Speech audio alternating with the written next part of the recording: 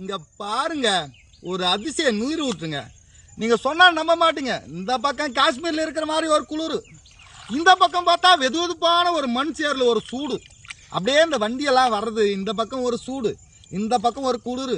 இப்படி ஒரு நிகழ்வை நீங்க சத்தியமா உங்க வாழ்க்கையில பார்க்கவே முடியாதுங்க. ஐயோ ஐயோ, தவக்கல பாருங்க, அப்படியே மேலே ஏறுதுங்க.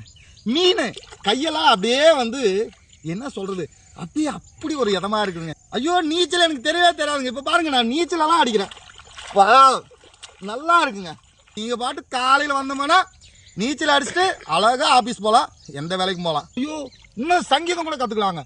சாரி கா மா பா தா நீ சா.